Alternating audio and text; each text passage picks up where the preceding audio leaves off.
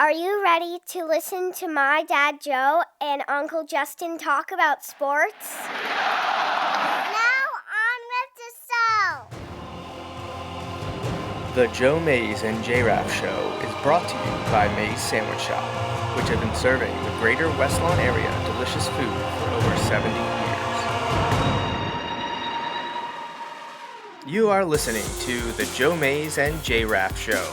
Boring. A weekly podcast about sports since 2011. Don't you ever get tired of being wrong all the time? With a focus on football. Kansas City 31, San Francisco 20. Mahomes takes the snap. He is just going to throw it long for Demarcus Robinson. It is going to use up all the time. The game is over, and the Chiefs' kingdom has firmly planted its flag on top of football's highest summit. The Kansas City Chiefs are champions of Super Bowl 54. Now, here are your hosts, Joe Mays and Justin Raffoff.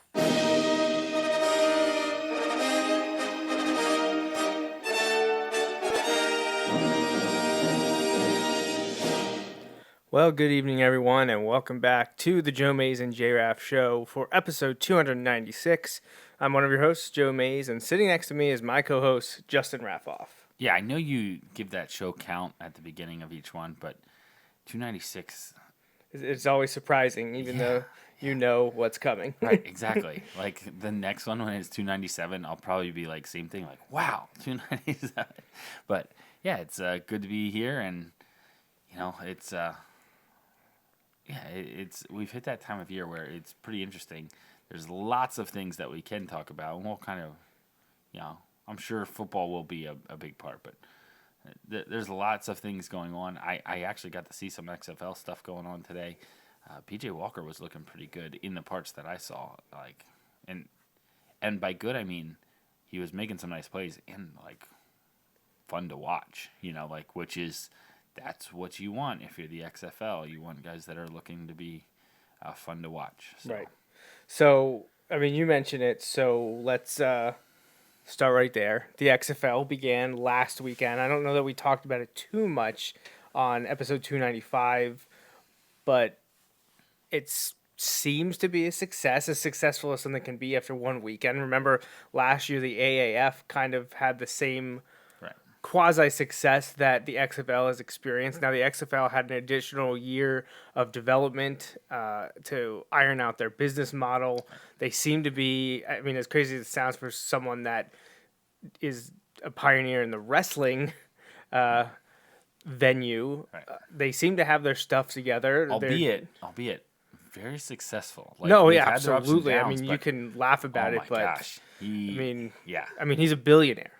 Right. Like off of professional wrestling. So he obviously knows what he's doing. Right. And XFL 2.0 here is off to a pretty good start. Right. I'm really interested to see what the numbers were this week. I'll tell you what, though. When I had the Houston Roughnecks and St. Louis Battlehawks game on, the lower bowl of University of Houston Stadium was pretty full, which is... That's what you want. And the ticket numbers have been pretty good. It looked like there was a decent showing for the DC fans yesterday. That was their second home game in DC. Right. So that's one of those funny things. I did see a tweet. They had that like the beer cup snake going yesterday. I saw that. And there's a tweet from the guy who was like, his wife was like, so did you have a beer or two? He's like, yeah, just like one or two. And she's like, oh, really? You. Like, and she shows him the picture of him helping to hold that thing, like crossed like 10 rows of seats. But it was pretty fascinating. But the ticket sales are one part. You need people to show up. I think they're doing a great job in many of the cities and playing in venues that are conducive to this. They're not pretending to be the NFL. Right. And having 5,000 people in a 75,000 seat stadium. You know, that's not going to work for all of them. For some of them, it will. You know, I know in New York they're playing at MetLife and things like that. But I know in D.C. they're playing in a soccer stadium. And in Houston they're playing in a college stadium. And that's a good idea. For the majority of teams, to start out, their goal should be getting to 25,000 seat capacity, because last week the 4 home games all had between 17 and 18,000. Right. Now, I thought I heard one of the games yesterday may have had over 30. Oh, I think it was the Seattle game. Okay. I believe they had over 30. Now, I don't know where I saw that or heard that, if it's true or not. I know that there'll probably be an XFL write-up on ProFootballTalk.com tomorrow sometime, or Tuesday, whenever the numbers come out, with the television numbers and the capacities reached at each stadium. But, I want it to be successful. Who doesn't want a few more weeks of football? Right, exactly. We love baseball, but baseball doesn't really get going until the end of March. Right. So there's this February and March time period where I'm looking to do something, because as much as I can watch the Sixers and Flyers, it's not playoff time yet. Right. I need something else thrown in there every so often. And football's only, the way they're doing it though, you get to watch all 8 teams every weekend on most of the time on broadcast cable or broadcast stations. Channels you can find. Other than today, one was on FS1. Right. But I've seen bits and pieces of every game so far. Most of the people every that are game. going to be interested in an XFL game are probably going to have the TV package that includes FS1. Right. You're right about that. Maybe not all of them. And yeah, so I think that's okay. I wouldn't want to venture any further unless I had to. Not as the viewer, but like if I was looking to do a TV deal. But when you look at those things, I think that's a smart move. Also, I saw the thing where, like, by last week they had already sold more tickets than the entire AAF season. Right. So that's a positive thing, but that's not necessarily sustainable. Like, oh, you're better than the league that folded halfway through. Like, right? They didn't even what's get that to their mean? championship game. Like, okay, that's great, but like you're gonna need to do better than the one that folded if you want to sustain it. The other key part is, what are the TV things going to look like? I think there may be a slight dip, this week as opposed to last week. Yeah, anytime, but they just need to maintain. If they don't have a draft, as long as it's not like you're dropping by half or every week or something. Right? Yeah. So if they can maintain the viewership, that's gonna be key. And the attendance is going to be interesting here as we enter week 3 and 4, because most of the teams have had home openers. And this already. is a key thing too, and I think it's really interesting. For good, bad, or whatever, it's important that Fox and ESPN and therefore ABC they have a interest in the XFL. So like this week on Sports Talk Radio, a lot of Sports Talk Radio, more so than you would expect, and I think was talking about things related to the XFL and stuff. And is some of that, them promoting their own business? Yes, because they're a business too. Like it all goes hand in hand. Right. But however, like that's key. When they were playing on like streaming on CBSSports.com, like first of all, CBS Sports Radio is a thing, and I listen to it sometimes, but it's not the juggernaut that some of the other, like the Fox Sports programming and ESPN Sports programming are. So it's one of those where, to look at, like that may be a minor factor, but I think it's important that you have that talking about it all the time. Another thing, and this is, again, I think this is beneficial to them. Fox has their sports betting app, and they like embed it in the game. So you're watching, and they put like how they have things flashing. They talk about like what the over under is, and they're talking about who's favored. And they have it on there. Yeah. Oh, and here, download the app, and you can place a bet, like in these states and things like that. Like that's all part of it, And again, you can get into a whole other like influence of sports betting stuff, but that's a real part of it. And if people they're starting to embrace it. If people are tuning in because of that, then leagues would be foolish not to embrace it. Right. So Justin and I have decided to root for the same pro football team for a change. Mm-hmm. And since none were based in Philadelphia or Pennsylvania in general, we had a discussion. Wouldn't it be sweet if like Harrisburg had a team, or like Reading? I was like Reading, Allentown, like but where would they play? That's the thing. Where's a 25,000? Oh yeah. So many things to say about that. I know. But we discussed and we ended up settling on the DC Defenders because they're quasi-local. You know, it kind of came down to them or New York, and I know you had a problem cheering for a New York team, which, you know, crossed my mind too. Not that we like DC much better, but they are red and white, which, you know, Cool. People should be able to figure out why that's cool with us. But you also mentioned it would be fun to see the Defenders have a lot of success at Dan Snyder's expense. Right. I'd love for them to be more successful than the Redskins. Well, they're off to a good start. I know, yes. They're 2-0, and have looked really, really strong. And they do have a Penn Stater on their team, and wide receiver DeAndre Tompkins, and he had a big game yesterday, including a touchdown. So that is who Justin and I are supporting. And I was interested in seeing if they had merchandise, because I would like to get like a mini. I think it would be cool to have a mini helmet. I got a few things for the AAF teams last year, and that folded, unfortunately. But hey, you know, There's it's some still cool logos there. Yeah, too. I really like the Hot Shots and the Fleet, the San Diego Fleet and the Arizona Hot Shots. Those were the two teams that I was rooting for, and I got some cool merchandise from them. Never was able to get my hands on mini helmets because that's what I really wanted. And I haven't seen any for the Defenders yet, but a lot of their merchandise was sold out. And I think that goes across the board. So people, now maybe they only bought a little bit, but they don't have the supply to meet the demand, which has to be a good thing. Right. I also look at it as, and again, it may be a superficial thing, but there's lots of people like you and me and our age who, let's not confuse. It's not like we have tons of ways where we're just looking like, how should I spend my money now? But we have the ability, like, we're adults now, and we remember when XFL was a thing the first time. Yeah. And so now there is this, I have an XFL hat from 1999 of course somewhere.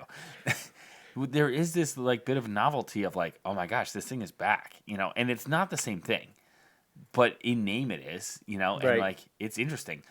And you know what? There's some things when I'm watching the game, I'm like, this is really cool. I want the NFL to do this, you know, or I think it would be good if the NFL at least looked at this. The biggest, most obvious one is the kickoff. Like, I really point like, after touchdown options. Yeah. And I think I may have been talking about it with you last week. Like, I think it'll be interesting to have the same thing with kicking extra points. So I think it should be interesting. Like, you could do like a 30-yarder for 1 point, a 40-yarder for 2, or a 50-yarder for 3. Like, for kicking. Man, that would like, really put imagine if you've got Justin Tucker as your kicker. You can go for 3 every time. Or you're going to spot up at the 50, you know, snap from the 42, 43, whatever. See, I think that would be tough for extra points, but what if they did an incremental field goal where, like, anything under 40 is 3? Then I'd want them longer. Right. That's what I'm saying. Anything under 40 and under is 3. Okay. 40 to 55 is 4. 55 plus is 5. Yeah.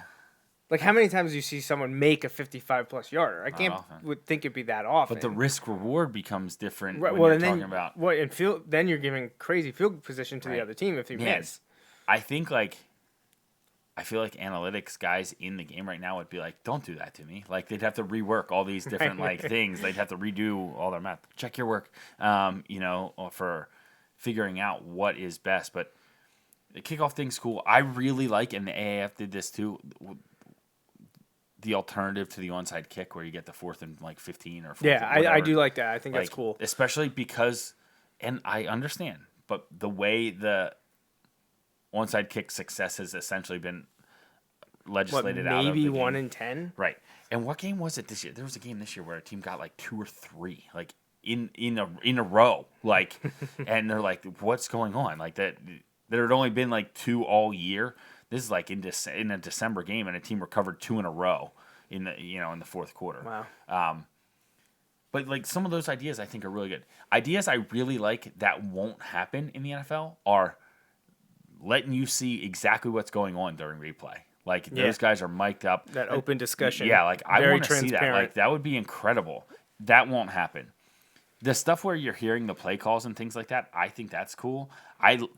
Little things, right? Like how they spot the ball. I didn't even know. I like that they have a separate They have a official second ball, and they go and they spot it. I think they actually have 3, 1 in play, and he has 2. Right. And he doesn't have a flag. He is not a official that can call penalties. Right. But he just spots the ball. Right. He spots the ball, and he also like they get that ball down, and then the play clock starts. And it's a 25-second play clock, but it doesn't start till the ball's spotted, not when the play ends.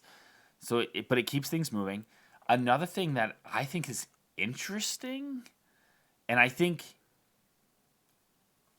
I would be for it on both sides of the ball, which you would have to be, in my opinion, in the NFL. But how all skill players have receivers in their helmets, Right? Yeah. So that they can keep the pace of the game up, so that they can call the formations, everything. I think that's a really interesting concept. I don't know, but like it's just something that I think in the XFL, I love watching this. I like that they're able to just call like this is the play and do it. Now I think you should be able to do that with your defensive players if you're going to allow the offense to do it. They know what I do. mean? Right, and that's all I'm saying. Like, but it's just an interesting concept to me.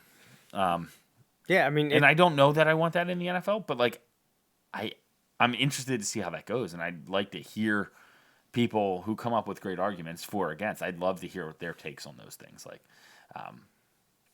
but it's intriguing to me. There's enough there that makes it intriguing beyond the stuff that really wasn't sustainable, in my opinion, of the like, we're just going to let guys go out here and get slaughtered, like the first time. right? Yeah. Everything's going to involve like a bone-crushing hit or stuff like that. Yeah. Like, because that's not going to work out so Probably- well, because your guys are going to get hurt and no one's going to want to play and people are going to stop watching. The most memorable thing we got out of XFL 1.0 back in 99 and 2000 was He Hate Me. Right, exactly. And he ended up playing for the Eagles. I think did he pass away? He may have. I think he might have. I can't remember. feel- Wasn't his name Rod something? Wasn't it Rod? I don't even remember. But that way they got to put nicknames on the back of their jerseys. That was a big thing. And they hyped up that there's no fair catches. Like you could just come down and level someone. So How much money would you have to be offered to receive a punt where there's no fair catch and it depends they on can't- so is there let- kick let- coverage? Are these let's just professional players? No, like I'm talking like NFL. Like you go out there, it's an NFL punt return, NFL punter, and punt coverage team. They can't like jack you like 15 yards before the ball gets there, but you very well could get hit like in an instant before. You know what I mean? Like one of those bang bang type plays, like where you're looking like eyes to the sky kind of and just catch one on the chin. Like, how much money would you need to be offered to do that? a lot, a lot. I mean, I've been hit, But and here, like, we'll give you won't be permanently brain damaged or anything like that. but temporarily. Well, right. So like a concussion, but we're not talking like CTE long term stuff, and we're not talking like like snap your neck and you die on the field or anything like that. But like broken jaw, concussion, headache for a few days. Those like, are all on the table. Those are all on the table. Yeah. I don't or even like know. separate your sternum from all your ribs, kind of thing. like Gosh, no. lacerated spleen, all those things. So that's the XFL. We're going to move on to the NFL discussion, and we want to continue kind of what we ended with last week, where we started to preview the 2020 NFL season. But before we do that, there's a couple of things I do want to throw up. The contact information again. We're always looking for feedback, questions, comments about the show or anything related to it. And you can email the Maze Sandwich Shop inbox at joemaze and jraff@gmail.com. You can also like and follow us on Facebook and Twitter. Make sure you subscribe to us on YouTube. And there is a cell phone number that you can contact us if you would like to be live on the air ever. We don't get too many calls, but the number is there if you so choose. Of course, if you have my cell phone, if you're a friend or family member that has my number, you can give that a call as well. Then the other thing, I don't want to bury it too deep in the show, and since it's a good transition to what we're going to talk about next, we do want to make an announcement here. Now, this show isn't scheduled for next week because we are doing the season 6 premiere of the Bulldog Hour. One, can you believe that it's season 6 of that show already? No. And two, we're getting ready to talk high school football here in February. I know it sounds crazy, but we did it last year and it kind of worked out. It was fun to do a little bit of a winter update, talk about commitments of the graduating seniors, talk about recognition for those players, preview who's coming back, which we did a little bit back in November, but it's time for a refresher and talk about staff changes and look at the 2020 schedule. Now, the 2020 schedule is not complete yet. We were hoping it would be. It is not yet, and we'll talk about that a little bit. But the other big thing about the season debut of the Bulldog Hour next week is we are going to be having a guest, and that is going to be none other than Chad Henne of the Super Bowl champion Kansas City Chiefs. So next week, Justin and I won't be doing the regular show to talk pro football. We will be doing the high school football show to talk with a pro football player. But obviously, he's a Wilson graduate. He's been on our show twice before. He helped us celebrate 100 episodes way back in June 2013. And then last year, he was on episode, I believe it was 273 of this show, that we got to talk to him about his adventures in the NFL since we had last talked to him. And at the time, being in the AFC Championship game twice in a row and coming up just short. Thankfully, we get to have a much better discussion about the playoff fate of his team this season. Yeah, and I saw this floating around there, but definitely going to bring up our predictions for the Super Bowl. Like that's definitely making its way onto the show. I don't know why that has to be discussed. I might have to print that on a T-shirt. Yes. Like one of those T-shirts that plays audio, and just take the audio from the show and just keep it. You just hit a button. Yeah. So I show up and the door's locked next week. Yeah, I'm sorry. Who are you? Yeah. So yes, Justin and I will be doing a podcast next week. We'll have a live show of the Bulldog Hour, the season 6 premiere, and episode 1 of that season will be with Super Bowl champion Chad Henne. So we'll be able to talk to him about his tenure with the Kansas City Chiefs, the playoffs, especially the Super Bowl, everything involved with Super Bowl week, all the lead-up stuff, reactions on the field after the game, everything all about that. But his future, I know a lot of people are interested to know what's going to happen with him as he is set to be a free agent here about a month from now. And will he continue to play? Is there a place he wants to play? We'll get an update on that.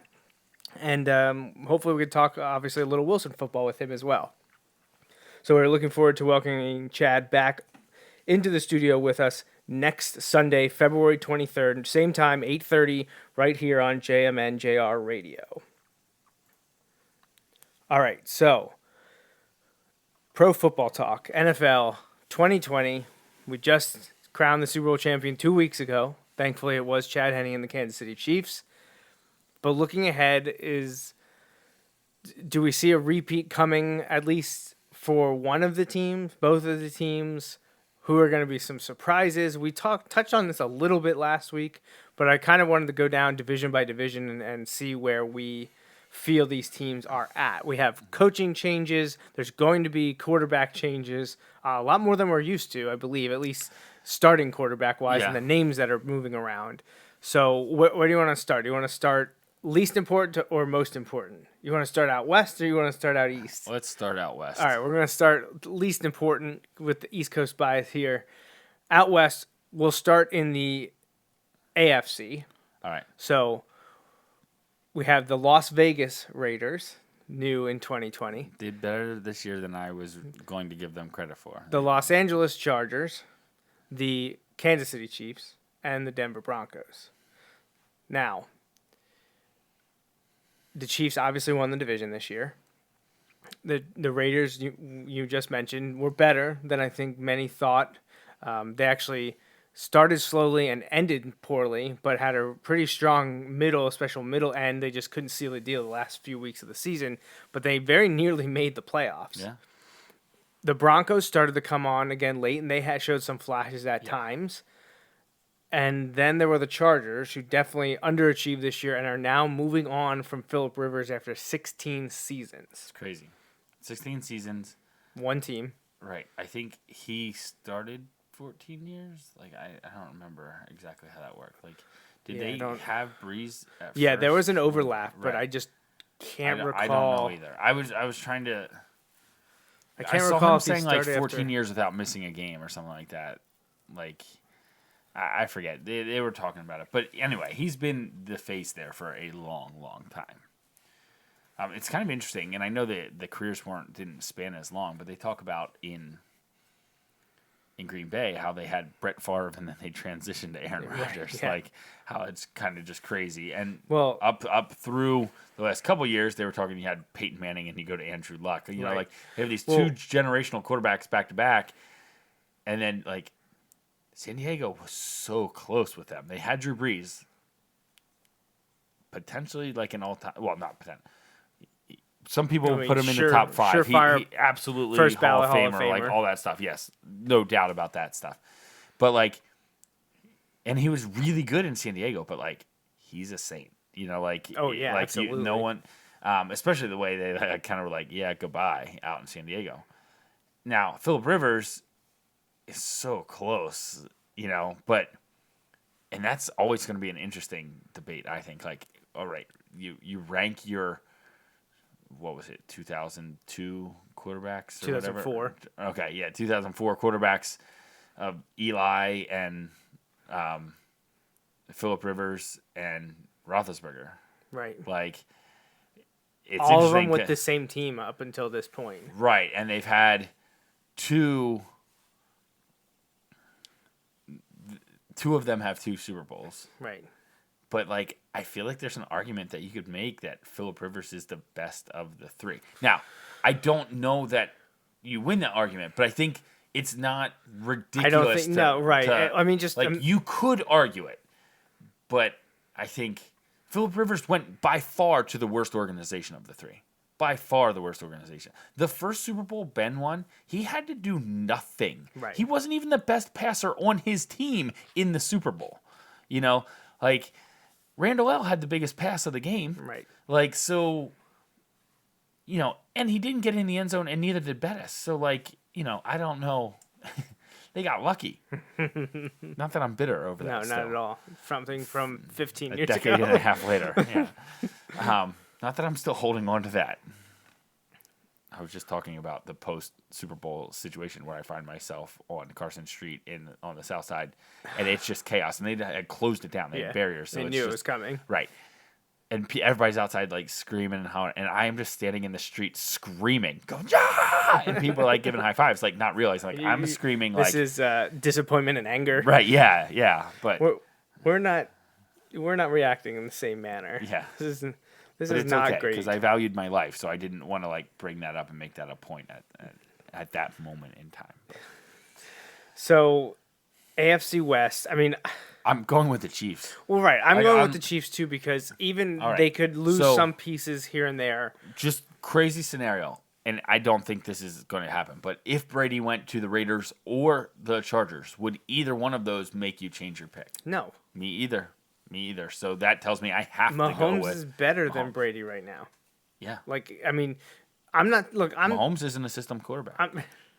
I'm not talking obviously a career because I am. No one can stand up to some of the statistics that Brady's done especially when you're incorporating the team titles. I did hear someone have the guts to say it a couple weeks ago in the post Super Bowl stuff that Brady is by far the most successful quarterback ever, but they refused. This person said in his mind he's not the greatest of all time. Well, but see, that's so subjective because what makes are you counting the team? That was the point the guy was making. Was just and he wasn't saying that he couldn't be for others, but in his mind he wasn't. And I'm like, I'm all about this Tom Brady hate. So I'm sorry, Rich. I think he's actually listening live too. So, yeah, happy birthday yesterday, actually, and also your sister's was yesterday too. So, and we use February 15th as the unofficial establishment of May's Sandwich Shop too. Oh, there you go. Because the story goes that my grandparents used birthday money that Rich received to start the sandwich shop. So I thought you were gonna say they were like, happy birthday, you're working now. Well, I mean, essentially. Yeah. He was born, he started to work at the shop. That's just the way that's the way it works. I don't this isn't odd to me. But you fully are aware of how that situation plays out. I said to her, I was like, you're almost 8, it's time to start working. And she got was like, no, and I'm like, I'm not kidding. Right. Yeah. She's like laughing like, hi, and you're like I was like, you enjoyed this last year. Where's the joke? You enjoyed this last year. Because it's time.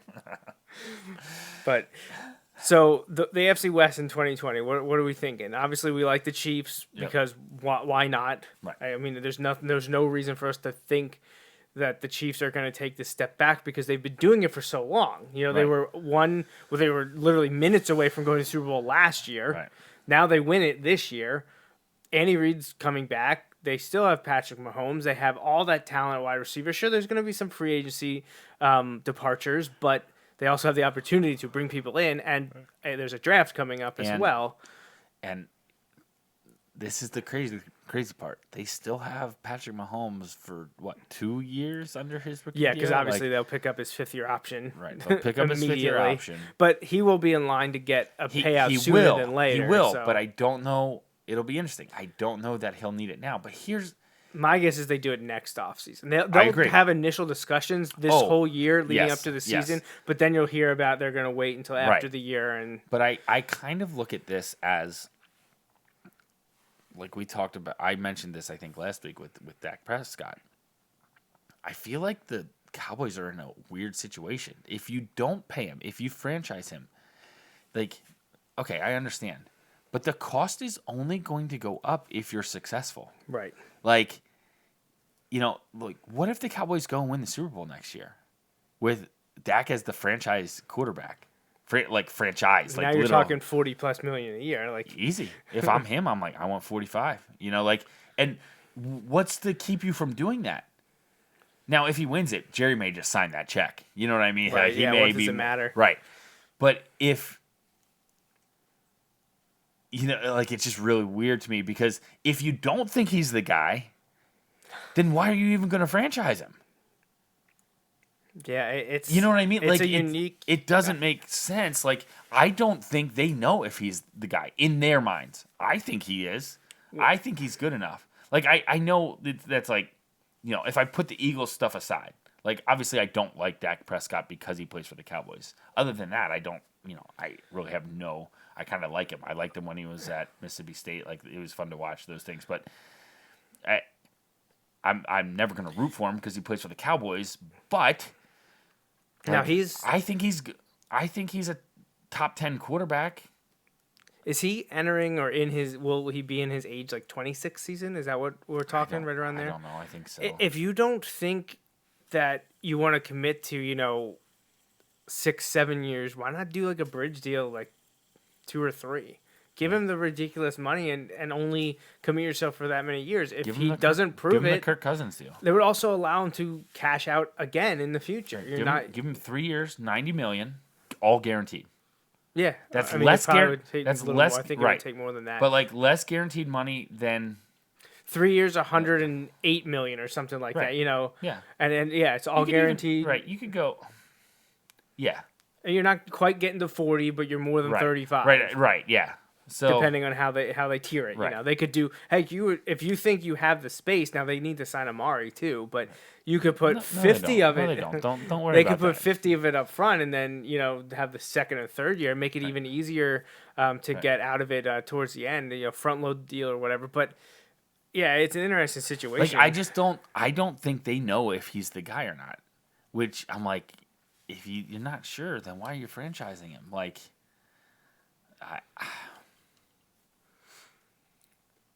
I'm really hoping they screw it up. Like, whatever they decide is the wrong thing. All right, so that's the NFC East. Let's finish the West before we Yeah. get there. So Chiefs are 1. Yeah. Do you think the Raiders are yeah. building something? You I think they're yeah. year 2? Yeah. Okay. I am not convinced because I still think they have quarterback issues because do. I don't know that they buy into Derek Carr. No, they don't. Who knows they what's definitely going to do not, happen? And I think Supposedly they're going to offer a 2-year, $60 million deal to Tom Brady. it'd be interesting. But I don't know that makes them better. No, I agree. At this point in his career, and, people can laugh, but what did he do this past year? He was the 17th ranked quarterback. Yeah. And In years past, he was able to do something with nobodies, but he still had Edelman. and He still had all those I don't running mean backs. this against your Dolphins, but I kind of do. Like, look at who is in his division. The Bills were the best team, the second best team in the division by far. The Dolphins had their moments. The Jets had a moment or two, when they beat Dallas. The rest of them were they were bad. Week 17's all that matters when you're discussing this. Week 17 was huge. Week 17 was huge. But you know what I mean? Like, why would you be, if you're Tom Brady, be like, hey, I want to go be the second best quarterback in my division? Hey, money says He a doesn't lot. feel I mean, that I don't way. like someone can like.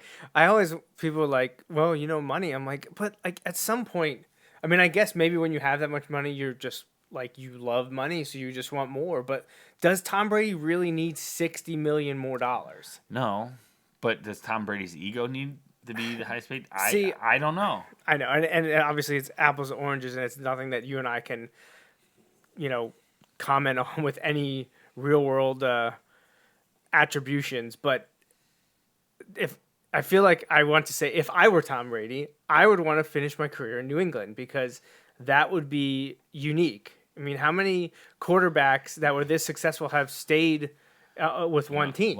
And it would be interesting because a name that gets thrown out there when you're trying to say he's not the greatest, even though he's the most successful, is Joe Montana. That one gets thrown out a lot. Or Brett Favre. Right. Both of them Right. didn't finish their careers. Traveled around. And Montana says he regrets it. Right. Now, Favre is Favre. I Right. don't know if you're ever going to get Probably the truth doesn't out of remember. him. But, if you look at Joe Montana, he went somewhere else. And now, lots of guys go somewhere else, and I understand that. And sometimes it's out of their control. Well, if the Unitas went somewhere else, right? Right, yeah. If a team doesn't sign you, Namath went somewhere else. They all Right, went somewhere else. Right. You could be the guy that didn't. You could be the guy that didn't go somewhere else. I just Because wonder. Technically, not that he's in the discussion, but technically, Eli went somewhere else from the start. Well, it's and, true. and so did Phillip Rivers. Yeah. Well, I guess Just like Kobe Bryant. I'd be did. interested Kobe in Bryant hearing. was on the Hornets. Right, he was drafted by the Hornets and traded. That was a I'd bad be trade. interested. I'd be interested in hearing from my uncle and any of the Patriots friends and family that we have out Yeah. there. What if Tom Brady leaves and he essentially he will be all but confirm it's for money because it's going to be because New England didn't offer as much as another team. Like, why else would you really want to think any of those other teams are in better position to win than the Patriots? What if he wants to win one without Bill? But here becomes the thing, because I understand that, but I also think if he feels like that's his best chance to win, he would stay there, because is winning one on your own greater than winning another one? Winning Like, another so one. would he it take doesn't- would he take a 15% chance at winning one on his own over a 25 or 30% chance of winning another one in New England? Here's the thing, and I know you would never get this through his head. I don't think there's a shot in the dark that he wins anywhere else. but New England. I agree, because he's a system quarterback. Okay, I'm not going to go that far, but I absolutely, and I believe we've touched on this before, that I think Bill Belichick is more instrumental in the Patriots dynasty than Tom Brady is. I agree. I think there's a perfect marriage there, Absolutely. perfect timing, Yep, aligning of the stars. but I think Bill Belichick was... without Bill Belichick, there is a 0% chance they have 6 Super Bowls. Zero chance. So I don't think there's any shot at Tom Brady going to any of the other teams right now and winning a Super Bowl. Honestly, because he wasn't even a top 15 quarterback this year. Right. Now you're leaving the New England system that you've known for, literally 20 years.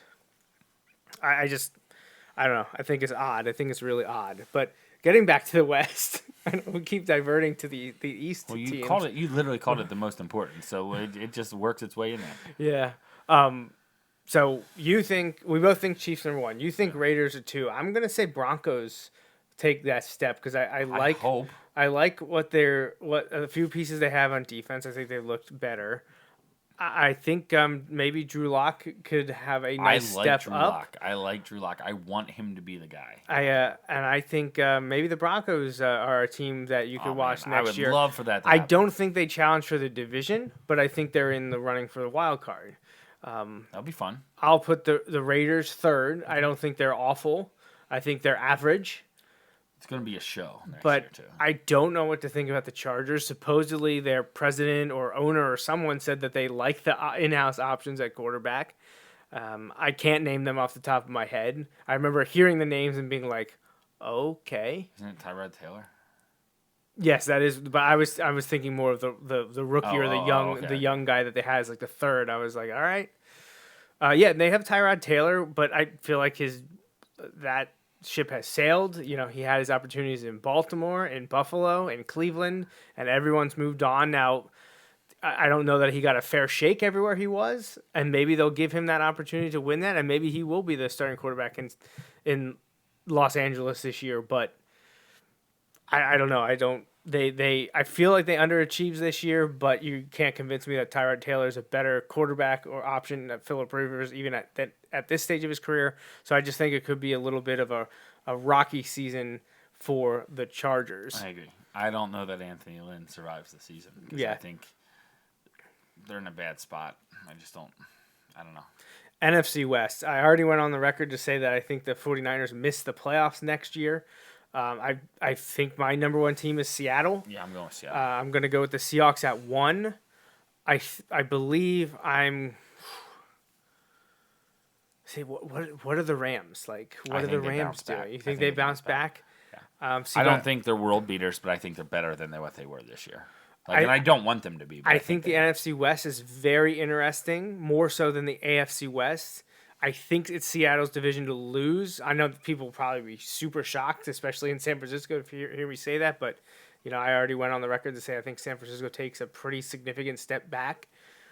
I think it's Seattle, and I think San Francisco, Los Angeles Rams, and the Cardinals are all right in the mix for number 2. I agree. I think I'm going to go with Seattle at 1 because I think Russell Wilson, I think he's the second best quarterback in the league. I do. I know that's kind of going out on a limb there to some extent, in some circles, I should say, because you look at some of the things other quarterbacks do. Like, I think Drew Brees in his prime was better, but, like, I don't think he's there anymore. I think Aaron Rodgers is... It's been 10 years, I feel like, since we've been like, oh, I want to see him do it. You know, like, he's in his prime, but like, and he puts up big numbers, but they're not getting it done. I'd take Russell Wilson over him. I'd take, like, and that's basically how I'm judging it. Like, I would take Russell Wilson over pretty much everyone but Mahomes. You know what I mean? Like, when I look at it. So, in that regard, I think that's going to be the key to Seattle's success there. Who do you have next? Because I'm debating in my head where I want to. Seattle's my 1. I'm going to go with the Rams, too. Okay, I'm going to go with the Cardinals, too. See, I'm going to go with the Cardinals still at 4, but in better. Like, I think they're going to be better, but I just... it was so broken that I think it's going to be a long play there as opposed to just a quick turnaround. It's very important that they do use free agency and the draft to continue to build. But we saw what the 49ers were able to do pretty quickly. I think Kyler Murray has that chance to be the next Russell Wilson in a few years. I think he has that opportunity. See, this is where I feel like it would be better for the Cardinals to be really bad this year and then really embrace the 49ers model and get another high draft pick. And you have 3 high draft picks in a row. Yeah, and then all of a sudden, I don't know where they are this year. I'm trying to think. You know what I mean? Like, if you end up with 3 in a row, you're in that spot where you're now in a really good place where you have your 3 best players are not your 3 highest paid players. Right. You know, like. Yeah, the Cardinals are picking top 10. Right. So if they had another top 10 pick, I think that's a good spot. As long as you hit on it this year. Yeah. Yes. You have and next year. Larry Fitzgerald's back again. Oh, you know who I see them picking? I want to say they pick at like 8 or 9. Okay. But you know who I see them being mocked? CeeDee Lamb. Be interesting. Pair with his old college quarterback. Yeah. And now you have Larry Fitzgerald back. And I mean, they weren't devoid of talent on offense. They got to figure out what they're going to do with Kenyon Drake because he's a free agent, and David Johnson, who just a few years ago was one of the best running backs from a fantasy perspective. He can't stay healthy now the last 2 years. But I don't know. I'm just going to go out on a limb here and say that I'm going to stick with the Cardinals there, but then it means I have to have the Rams or 49ers in last, and I don't think the 49ers are going to go from 12-4 to 6-10. I don't think they're going to drop that far, but I do kind of agree with you that I think the Rams could rebound. But these could be a division where there's 7-8, or 7-9, 8-8, and 9-7. Like I could see that. I think that's a possibility. I guess the division's going to be brutal. Yeah, I do too. So, how about the AFC North? What do you think about the AFC North? Okay, so AFC North. Oh no, sorry, we should do South first. Okay. AFC South. So AFC South, I'm going to go with, this one's Colts, Texans, Titans, Jaguars. I'm going to go with the Texans. Okay, I think, again, for like the fourth time in 5 years or whatever. I think Deshaun Watson's the best quarterback, and I think they're when in doubt, go with the quarterback. Right. An interesting thing here would be who's the quarterback in Indy next year? Right. Is it Brissett? Is it someone like, could it be Phillip Rivers? Could it be, I've seen like Nick Foles could be sent packing in Jacksonville already. Could Tom Brady go there? Nick Foles with Frank Reich in Indianapolis behind that line and running game. I think that would be a good fit there. I like Nick Foles, and I'm forever indebted to Nick Foles. But you're still going with, because we don't know right now. I'm Texans still going with Deshaun Watson. Yeah. Because I think they're the best. I think he's the best quarterback. I think the offensive line is going to be improved. It is interesting, though, to me how, and I know there were extremely extenuating circumstances when Bill O'Brien was at Penn State, but the area he probably neglected the most in terms of recruiting, and I understand it was a special situation, was offensive line. Mm-hmm. And that is a huge problem for them in Houston, how year after year they cannot have and develop an offensive line. And they traded for a key offensive lineman who was good and then goes to them and is not good.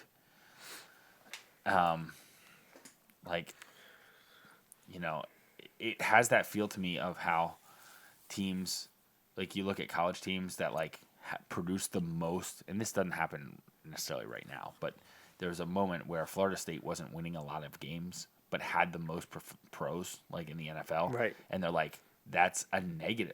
That's a negative for Florida State because you have you by far the best talent and you were severely underachieving.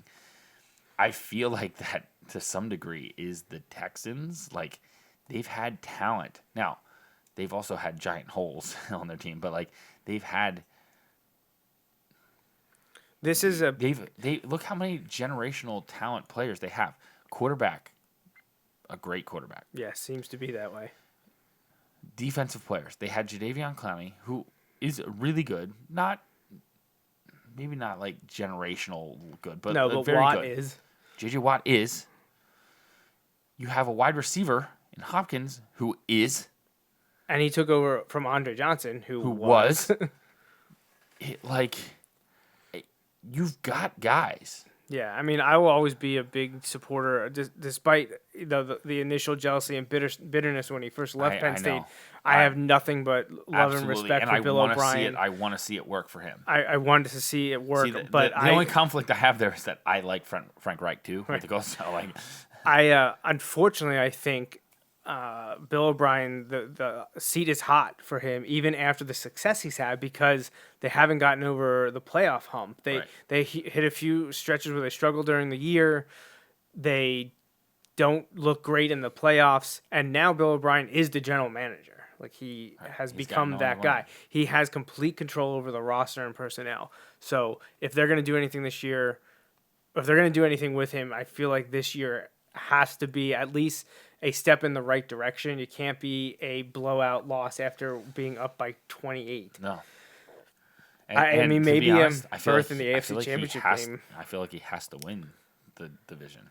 I don't. If they are struggling and they're middle of the pack and working towards a 500 record, I think he's gone before the end of the year. I agree. So, it's a big year. That being said, I'm picking them first because I think they're the best team in the division. I agree.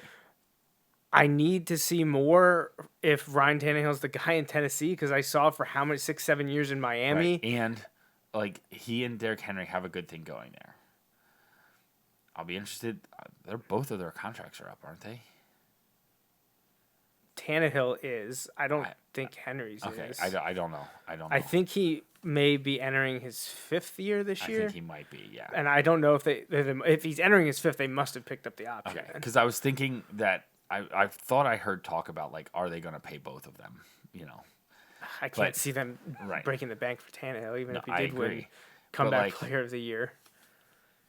That's a weird situation. Yes. I don't know that I buy into it yet. No, and I love Derrick Henry, and it's fun watching him run. However, it's not going to hold up for more than a few years. That's the thing. Can't. They needed to hit on it. This was the year. If they were going to hit on it, this was going to be the year. They were super close. Defense let him down. Yeah. See, the Colts situation is interesting because I think I could see Indianapolis. At one time, Indianapolis was in the running to win the division. We picked them to win the Super Bowl last year. Yeah, then they create. Well, that was before. I understand, Luck, but I understand. So, like, you have a chance to get better this offseason. And if they can address the quarterback situation, I know that's a huge if, but like if they do, that becomes a really interesting situation. Like that becomes a wild card. Like if they hit wrong on the quarterback, they could be drafting in the top 10. If they hit right with the quarterback, they could win the Super Bowl. Like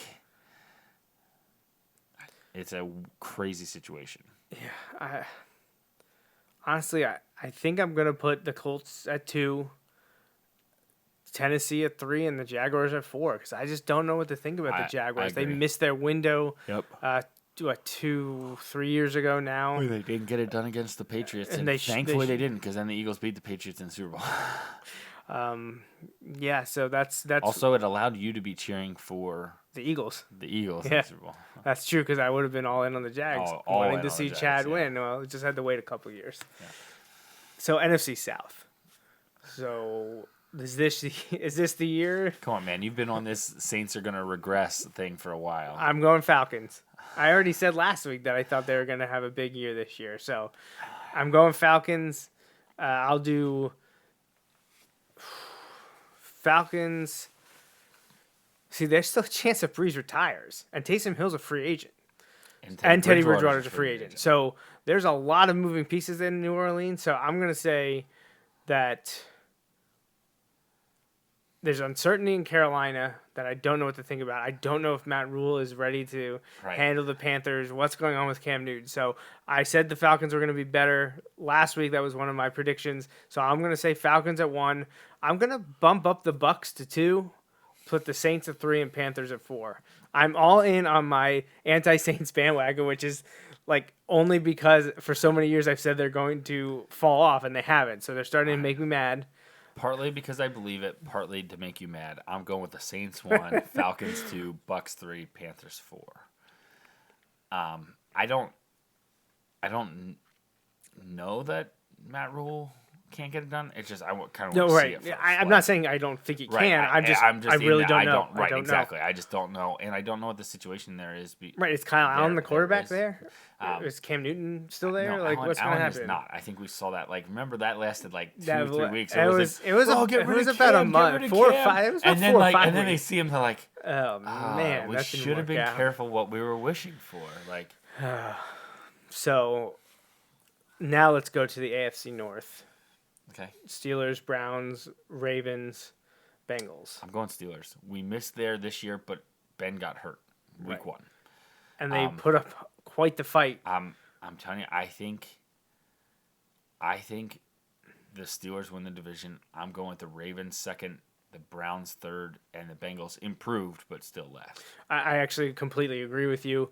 Okay, so I have go ahead. You go. Well, I'm just going to say I think Ben has one final bounce back year. They're able to do a lot without him. And I think him back there will be a huge presence. I think he'll be in the running for comeback player of the year.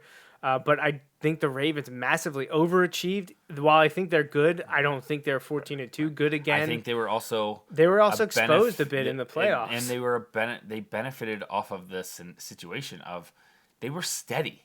They were just very steady. They were very good and very steady, but the Browns did the Browns thing. They also beat the Ravens. Right. But the Steelers had no backup quarterback. No backup quarterback. You're not a Duck fan? Mason Rudolph? Duck would have to fight for a starting spot in the XFL. Let's be honest, he would, right? Yeah. Like, again, it's fine when you need him for a series or two, but you can't play multiple games with those guys. All right, so here's a question for you. And I think I know your answer, but all right. So let's say the Steelers let's give this one more go around with Ben and go all in. Do you buy into the Antonio Brown contrition kind of thing of the last 2 bring weeks him back? And bring him back I don't know. on a prove it deal? Like, if you are all in, do you do it? I mean, that obviously wouldn't be the decision for me to make because Right. I would be like, no. Right. But I mean, that's the thing. Like, how burned are those bridges? Like, there's stuff we don't know, and if it's as bad or worse than something that we do know, there's no way. Right. Absolutely no way. Right. I agree. I don't think the way he trashed Ben and the way he trashed Juju, who And the organization, like, he's soundly throwing everyone. loved. Like, I don't know how you could bring him back. If you were making it's an interesting Ben Roethlisberger look good, right? like, When you make Ben Roethlisberger look like the reasoned, like, good guy, you and I know they've must said be he's a changed a terrible lot person. in the second half of his career than at the first half, Oh but my gosh! Oh my like, gosh! But still, I just I don't see it. I just like it's an interesting thing to think about because like when it all costs, right? I mean, I certainly wouldn't ever Work say for the never. Astros. I wouldn't ever say never, but I mean, I find that hard to fathom. But hey, crazier things have happened. Crazy things have happened. So, Okay, so that leaves us NFC North. NFC North. I know who you're going with because you kind of I think you said Yeah, I last said it week. last week. I think it's going to be the Vikings. I'm gonna go in on the Bears. I Okay, you think think they have a back bounce here. back? Yeah, and I don't necessarily mean like I think they're like running away Super Bowl favorite or anything like that. I think they bounce back. I think they have a much better year next year than they did this year. I want that for them. I feel like some of my anti-Vikings bias is probably wearing through there. I'm going to go with the Vikings. I also don't think Rodgers and LaFleur can duplicate the success this year. I think we saw them get agree. exposed a couple times. And their defense, I read things throughout the year. Their defense, they had two really good games, and they were both early, so it skewed their averages and rankings all year. And their defense wasn't nearly as good as what it should have been. So I'm going to go Vikings, Bears, Packers, Lions. I think Patricia gets fired. I think Stafford is done in Detroit, whether it's before the season or after next season. So imagine it. What if Stafford went to... New England. No, I was going to say, what if Stafford Indianapolis? went to the Colts? Right. I think that's an interesting matchup right there. Detroit is disappointing to me. I thought they would be better. I agree. And they didn't show much improvement, and I think they got worse throughout the year. I saw a thing today that this was an ESPN proposed trade. Is it Slay? Darius Slay. Yeah. Darius Slay To the Eagles, yeah. for Sidney Jones and a third-round pick. Oh my God, I'd take that every day of the I week. Yeah, where do I sign right I would, now? if I'm the Lions, I'd never take that deal. No. That's no. You're basically trading him for a third-round pick. Yeah, because Sidney Jones just hasn't been what we expected. He made some big plays in some big times this year towards the end. That's pretty much all I can really say positively about him. So, what's I'm your going to North? go Bears, Vikings, Packers, Lions. I think Lions are going to be. I thought you were about to say Bears beats Battlestar Galactica. So Bears, Vikings, Packers, Lions. Is that what you said? Okay. So we're very similar on a lot of these. Just a lot of times, second and third are flip flop. All right, AFC East. A lot of moving parts. A lot of moving parts. Because Miami's going to have an influx of probably 20 new bodies. I think New England is going to be where Tom Brady is next year. You think he resigns? And while I think he is a middle of the pack quarterback right now, I still think that's good enough in AFC East. So you don't buy into the Bills. I'm going to put New England 1. Well, you know what? I'm going to put the Bills 2. I'm going to put the Dolphins 3. You're going to be identical to me. And the Jets 4. And I feel like it's not Sam Darnold's fault.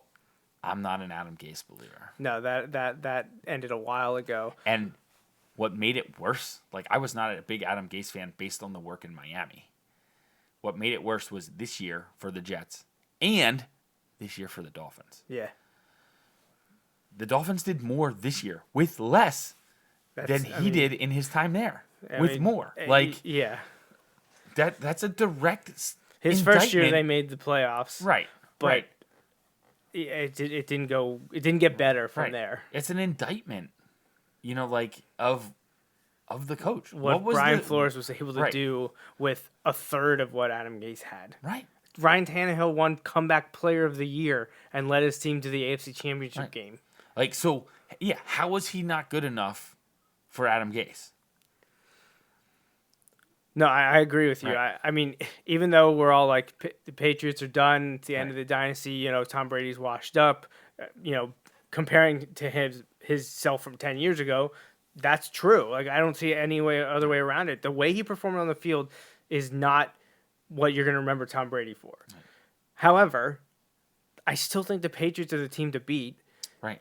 With or without Tom Brady at quarterback, because they'll find someone. Right. They'll get Taysom Hill, Teddy Bridgewater, trade for Matt Stafford, sign Phillip Rivers. Like, could you imagine? Like, there's a ton of options. Or they draft someone, they trade up to draft someone. Like, there's plenty out there that Bill Belichick and Kraft will do whatever he can to continue to win. So, I mean, it's New England, and to me, I think Buffalo has built enough, and Josh Allen's young enough that they can make some noise. Again, I think they'll challenge for a wild card spot. I don't think they're better than the Patriots with or without Tom Brady, but I'm putting Miami next. I mean, and they may only win 5 or 6 games, but I think that could be third place. And I think the Jets are a dumpster fire. I don't think they're going to be any better. So, do you think this is Adam Gase's last year in New York? Probably. Yeah, I agree. And the downside of it then is that could be the end of the road. Not literally. They might have to already move on from Darnold then too. And I don't know. And that's an unfair. That's complete unfair shake for him. Which is that is brewing up to a perfect situation where he ends up somewhere else and then develops into like Drew Brees, solid quarterback. You know what I mean? Yeah. Like, could you see him? Let's just say ending up in Dallas after Prescott leaves after his franchise tag. What if the Colts don't get somebody new this year and they roll it with it back end up with trading for Darnold and they get Darnold next offseason the next year? Like right, because this is Darnold's entering his third. You would think they would pick up their 5th. Maybe they won't though, because they'll have to do that. They could at the end of next year. They couldn't trade him on that. All right, well, let's finish this here. NFC East, what are you feeling for 2020? All right, so I'm going to work my way from the bottom up on this one. So I'm going to go with, I think the Redskins are going to be the worst team. In the whole NFL or just in the division? In the division, sorry, in the division. I think they are going to be good. I like the Ron Rivera hire for them. I hate the Ron Rivera hire as an Eagles fan. I'm with you. I think it's going to take some time. I don't think it's a flip the switch kind of thing there.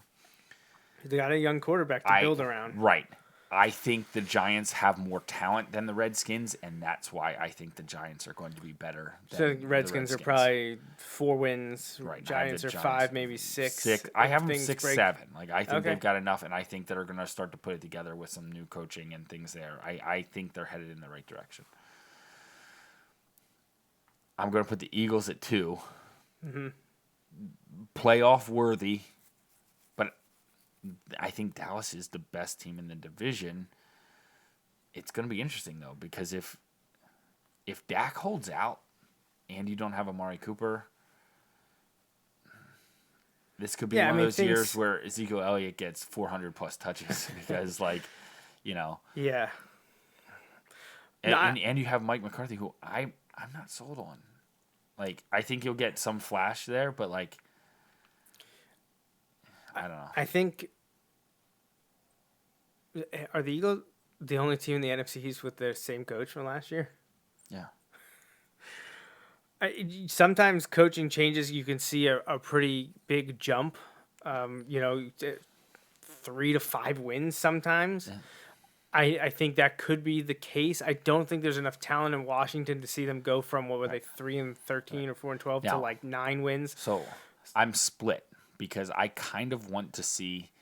There's already talk about this, how Tua's good health report, all this stuff. Like, he's going to go higher than people think, even with the hip injury. Most of the mocks have Miami trading up with Detroit to get to 3. But here's the thing. All this talk of Detroit at 3.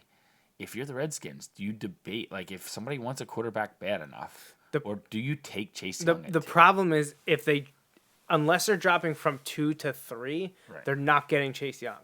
Right. Like, if they drop from 2 to 5 with Miami, they're not getting Chase Young. Right, but if Miami is so sold on Tua, this becomes a whole interesting thing. Like, if Miami's so sold on Tua, they have the means to offer the Redskins something to maybe make it worth passing on Chase Young. And I don't mean that against Chase Young, but I'm just saying, like, the Dolphins just have an embarrassment of riches when it comes to draft picks. That if they want to, they can buy that second overall pick, I think, from the Redskins if they wanted to. No, they absolutely I'm not saying can. they should. I'm not saying I don't know, but I'm just saying they're the team that I feel like could do it if they want to. Most teams can. Most teams don't have, I think, what it would take to do that and still be able to field a team, they should. The Dolphins do, just because of the fire sale they had the beginning of the year. It just becomes interesting to me, like, does that drive it up to number 2? Because I'll never put it past Dan Snyder to do the wrong thing. So we'll definitely be talking a lot about the draft. I would love, like, if you're telling me that the Redskins don't get Chase Young and end up having to hit on more lottery picks. Okay, that's the thing. It's more of a surefire pick to stay at 2 than it is to accumulate. Right. I say that, and then I'm like, well, I don't want the Dolphins to get rid of 3 first-round picks for 1 first-round pick. But if you look at the odds, obviously the lower in the draft order you go, the less likely they are to be a you know what I mean? Stud. But like, and I don't know that it'll work out that way. But if you're the Dolphins and you are sold on Tua. Yes. Do you risk trying to go to 3 and then have somebody sell the farm to go to 2 and jump? Well, you wouldn't go to 3, without knowing. Right. But you know what I mean? Like, if you're worried about that, and would you go? The Redskins, if they get an offer from Indianapolis or what other team could be looking to move up. I can't even really fathom who else would want to do that because Cincinnati's already at 1. Right. But obviously Washington's going to call Miami and be like, what can you offer? And so Miami's going to know what they are willing to get rid of and how badly they want Tua. I want them to be able to get him at 5 because I don't want them to get rid of him at 5. I don't want them to have to trade the Steelers and the Texans picks. I would like them to get 3 first-round picks. But I think realistically they are going to get rid of at least 1, if not 2 of those to move up. You could do it for the Dolphins pick and the Steelers pick. And so keep the you would basically have 2 or 3 and 26 and some others, but they would have to give up probably a second this year and a second next year or something like that. And Miami has the picks. It'll be interesting. We're gonna do a whole bunch of draft stuff leading up to it because that'll start to settle it out, and you'll see like the real possibilities. But and free agency has to happen. You know what I mean? Like Chase Young is a player more than worthy of that first or even second spot. Or second or first. I should have phrased that the other way. But you know what I mean? But, like, it's just one of those things where you know what I mean? Like, I'm just intrigued as to how this is going to play out. Yeah, it'll be interesting. So we're in agreement. I think it's Cowboys, Eagles, Giants, Redskins. I think Dallas is the best team. I don't want to say it's not close because I don't. That's disrespect to the Eagles. I think the Eagles are gonna have a bounce back year because they can't go through that many injuries again. Right. Like I don't think. But the problem is, can they? Because they're on their third different medical director in 3 years because they've had this like situation the last few years. But if they could have pristine health except for Wentz, that'd be a problem. Yeah. And that's why they have to sign Chad Henne as their backup. Oh, man. That would be awesome. So we'll get into a lot of the stuff related to that with Chad Henne next week on the Bulldog Hour. So make sure you tune in to that right here on JMN/JR Radio, or make sure you find the Wilson Bulldogs football accounts on Facebook, Twitter /Periscope, or YouTube. And tune in as we have Chad Henne visit us in the studio and we talk Wilson football and Super Bowl and a whole bunch of NFL stuff. It's going to be a good time. I know we have a few shout-outs here. We mentioned it earlier, but I do want to say a happy belated birthday to Uncle Rich, who's one of our top listeners, despite us never agreeing with anything he has to say or to send us. Which I'm surprised he hasn't emailed us. Like, maybe I should check because I haven't checked recently. I don't feel like it's always true. I feel like 1 out of every 100 times sometimes he we hits do something agree, and we all agree. And it's usually when he's making fun of the Cowboys or something like that. But yes, we usually are on the opposite side there. And I know you have... happy birthday to my sister, same day as Uncle Rich. It's crazy, you know. Halfway through, more than halfway through February already. Yeah. It's nuts. It is a leap year, so we got that extra February day. I told kids in my classes that that's my birthday. And most classes, especially by this point in the year, just look at me like they know I'm not. That's not true. One class, the predominant reaction was, "Oh my gosh, that's crazy!" Like they didn't even consider the fact that I was just making that up. You're just lying. Yeah. Okay, I prefer to say making that up as opposed to saying lying. Yes, just straight up lying. Yes. So, congratulations to the Wilson boys basketball team. It was a good time. County championship. They got the title, 10th in history, first since 2014. And Stevie Mitchell only a junior, but now the all-time scoring leader at Wilson with a year plus to go. And he just passed a guy that's only been an NBA assistant head coach for 9 years. No big deal. Yeah. Chris Finch with the Pelicans. I was about to say the Hornets. I was like, wait, no. It's Pelicans. Yep. He's been an NBA assistant since 2011. He was the Wilson all-time leading scorer for the last 22 years. So it was crazy. I did not 32 know. Years? I knew he was the leader. Years. I knew he was the leader. I did not realize that Shane Stafford was 3 points behind him. It was next, right behind him, yeah. Yeah. It was cool seeing that list because those were guys that I had heard of and knew of, but that was before I was here. However, Chris Finch played at Franklin and Marshall with my high school coach from Columbia, where I lived before. Nice. So I Very knew cool. that connection. Yeah. A lot of Wilson football players on that list. Shane Stafford right there, but then Josh Smith, Zach Zweizig. And then Trey Code was on the last team that won the county championship. Was a lot of fun, too, that 2014 team. And actually, that had Matt Timochenko. Yeah. And then his brother Evan got to win as a senior year. I know he's had a really good year. Yeah. Good year. And playing as a new position to him and playing that center position, which has paid off for sure.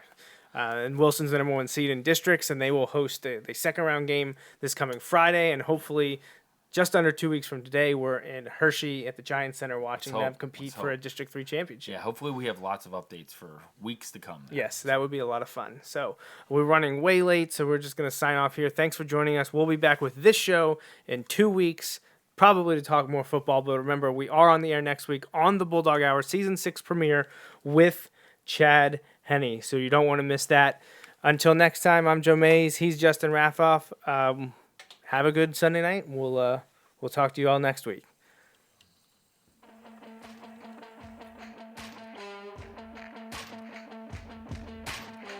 That's a wrap on this episode of the Joe Mays and J-Raff Show, brought to you by Mays Sandwich Shop. Woo-hoo! You can watch each weekly episode live on Facebook, Periscope, or YouTube. Be sure to like, follow, or subscribe to the show on Facebook, Twitter, YouTube, SoundCloud, Apple Podcasts, and Google Play. You can also rate and review us on many of these platforms as well. We'd love to hear from you. Send your email to the Maze Sandwich Shop inbox at joemazeandjraff@gmail.com. The Joe Maze and J-Raff Show is a part of the JMNJR Radio Network, home to other productions such as the Bulldog Hour, Tangents with Friends, and Nat Chats with Dad. Until next time.